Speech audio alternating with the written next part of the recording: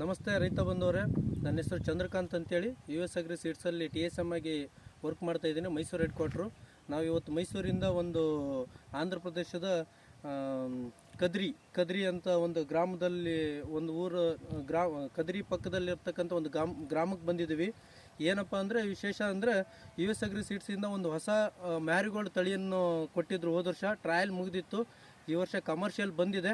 ಅದನ್ನು ಒಬ್ಬ ಫಾರ್ಮರ್ ಹಾಕಿದ್ರು, ಅದನ್ನು ವಿಸಿಟ್ ಮಾಡೋಕ್ಕೆ ಬಂದಿದ್ದೇವೆ ನಾವು.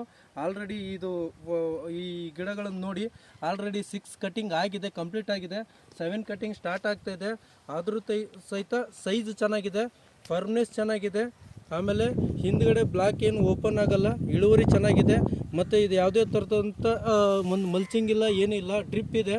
ಆಲ್ಮೋಸ್ಟು ಇನ್ನೂ ಈಗ ಆಲ್ರೆಡಿ 6 ಕಟಿಂಗ್ ಆಗಿ ಮಿನಿಮಮ್ 400 ರಿಂದ 500 ಗ್ರಾಮ್ ಪರ್ ಪ್ಲಾಂಟ್ ಹಾರ್ವೆಸ್ಟಿಂಗ್ ಆಗಿದೆ.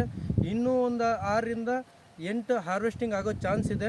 ಚೆನ್ನಾಗಿ ಫುಡ್ಡು ಮತ್ತು ಚೆನ್ನಾಗಿ ಇಳುವರಿ ಕೊಟ್ಟರೆ ಒಂದು 6 ರಿಂದ 8 ಹಾರ್ವೆಸ್ಟಿಂಗ್ ಆದರೂ ಮಿನಿಮಮ್ ಒಂದು ಪರ್ ಪ್ಲಾಂಟಿಗೆ ನಮ್ಮ ಅನಿಸಿಕೆ ಪ್ರಕಾರ ಈ ವೆರೈಟಿ SW 513 ಅನ್ನೋ ತಳಿಯು ಮಿನಿಮಮ್ ಒಂದು ಗಿಡಕ್ಕೆ 1.5 ರಿಂದ 1.25 kg ಹೂವನ್ನು ರೈತರು ಪಡಿಬೋದು ಮತ್ತು ಇಳುವರಿ ತೆಗಿಬೋದು.